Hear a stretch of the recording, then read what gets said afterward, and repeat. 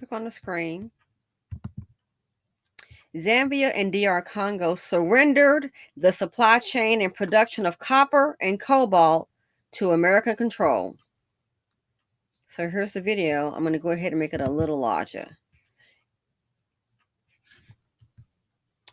In the U.S. African Summit, and here's a person I follow, Katie Diallo.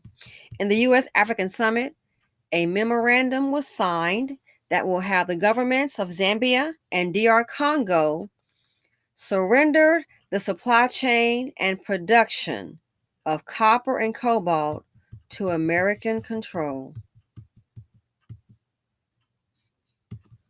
Let's go ahead and look at the video. Wonder why you stay losing.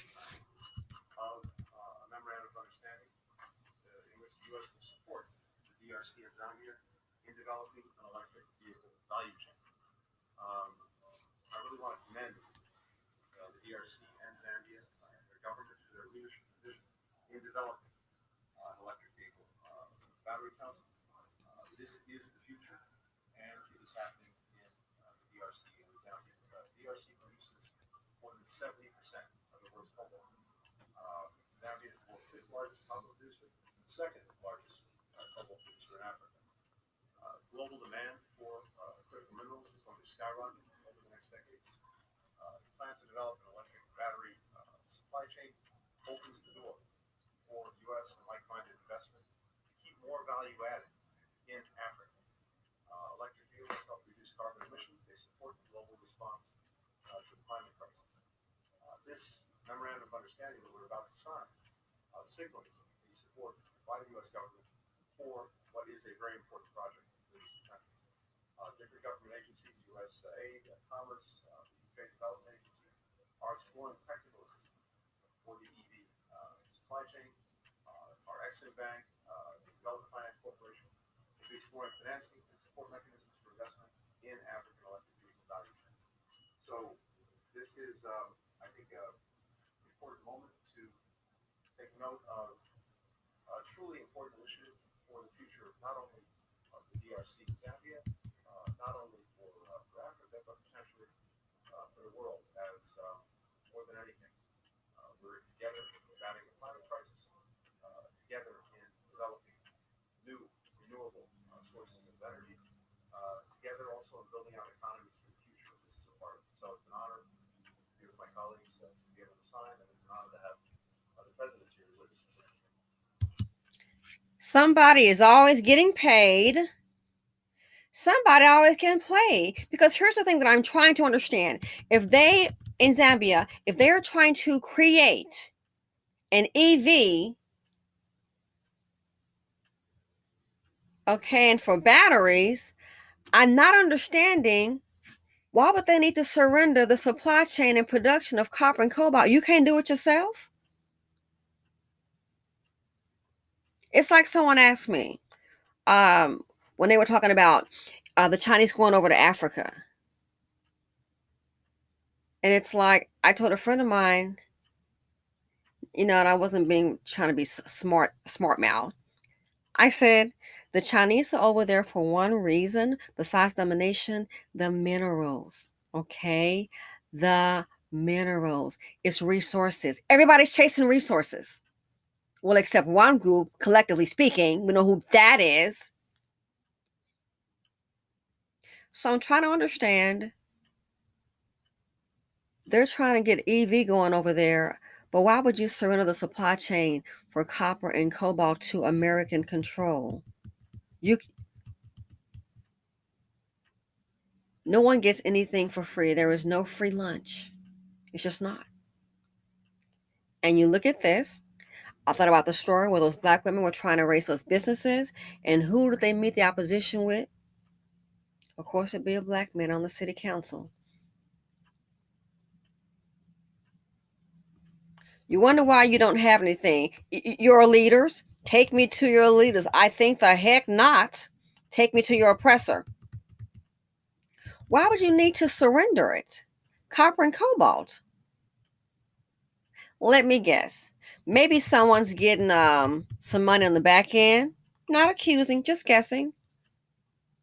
It's just like when they were sending over the food, when they were sending all the HIV medication from America to Africa. Why the hell are people still dying? Because the leaders weren't giving it to them. Why is that? Self-hate.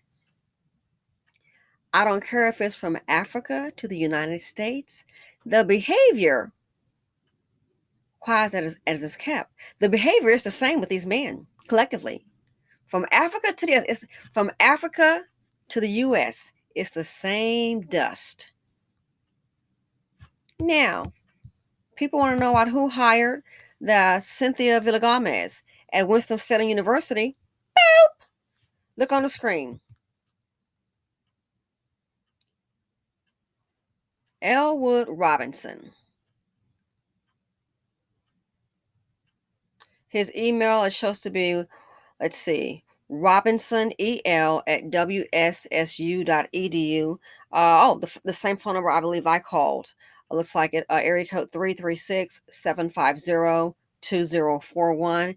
I mentioned that because a lot of people are planning on calling on Monday, and they are saying that they feel that the professor who's been stated to have started yelling first at the student, so much for safety and respect. It's earned. They're wanting her to be fired. So a lot of people are paying to call on Monday. This phone number, 336-750-2041. The number again, 336-750-2041. If you choose to engage, that's up to you. So let's see how this will be handled. They've already released a statement. You would have thought somebody's life was in danger. But don't forget, the students have said that the professor, who's listed as a black woman but looks more like a Latino woman, I believe it's Cynthia, the first name, Villagomez, started yelling first. The student matched her tone and refused to apologize. So it's a one-way street. Respect is one way. They can disrespect you, but you got to respect them. If not, they'll call the police. Who hired her? And I'm trying to understand, how is she listed as a black female on paper based on information that I've seen? How is that possible?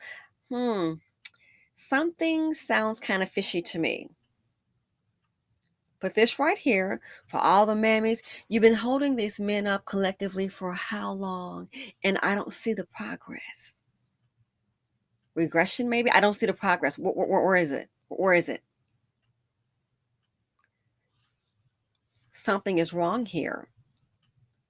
So from the United States to Africa, it's the same old thing. Somebody's getting paid. And somebody, in my opinion, again, my opinion, is always getting played. A group is always at the bottom. Whether it's a big head, little head, Timberland boots to a dusty suit. Always at the bottom. Anyway, you all let me know what your thoughts are on the situation. Surrender? That's like surrendering. I'm going to surrender my car. Surrender means like to give up. So once you surrender your vehicle, what will you have? How are you going to get around? Are they going to go ahead and give you a loaner vehicle? Again, somebody is always getting paid, and somebody is always getting played, in my opinion. What do you guys think? Simply Said here on YouTube. Thanks for watching. Feel free to comment, like, subscribe, and share, and I'm out.